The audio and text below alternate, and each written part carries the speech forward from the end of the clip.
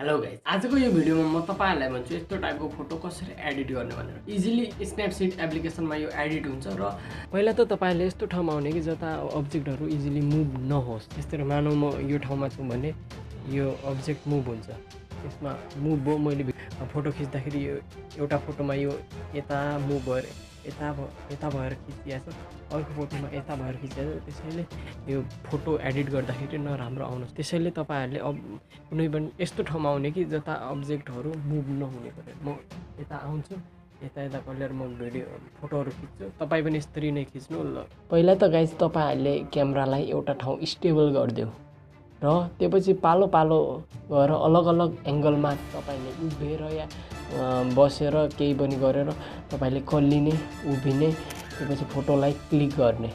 मैले आफ्नो फोटो 4 वटा ठाउँबाट खिचेको छु। हेर्नु,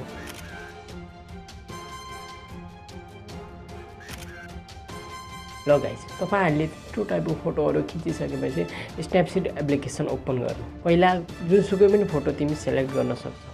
म पहिला यो फोटो सेलेक्ट गर्छु। अब तपाईले अर्को फोटोलाई सेलेक्ट गर्ने। कसरी? यो डबल एक्सप्लोजर अप्सनमा गएर प्लसमा गए अर्को फोटोलाई सेलेक्ट गर्ने। यसको ओपोसिटीलाई फुल गरिदिऊ गाइस। त्यसपछि यता यो अप्सनमा क्लिक गर, भ्यू एडिटमा क्लिक गर, डबल एक्सप्लोजर, पेन्सिल। अब यसमा ब्रश गरिदिऊ। हेर्नु गाइस, अब ब्याक। अझ त्यही स्टेपलाई फलो गर्नु गाइस। अब डबल एक्सप्लोजर अझ। अब म अर्को फोटोलाई सेलेक्ट गर्छु। यसको पनि अपोसिटीलाई फुल गर्छु। अझ त्यही स्टेप फलो गर्छु।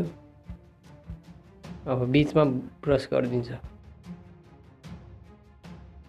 अब अर्को फोटोलाई सेलेक्ट गर्छु।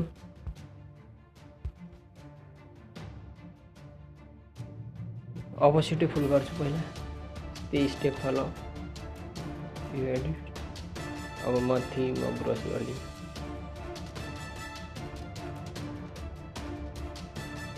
आजको भिडियोमा यति नै गाइस। यो भिडियो राम्रो लाग्यो भने लाइक, कमेन्ट, शेयर गरिदिनु होला। यस्तो टाइपको अरू भिडियोहरू हेर्न चाहन्छ भने यो च्यानललाई सब्स्क्राइब गरिदिनु। Thank you for guys watching this video.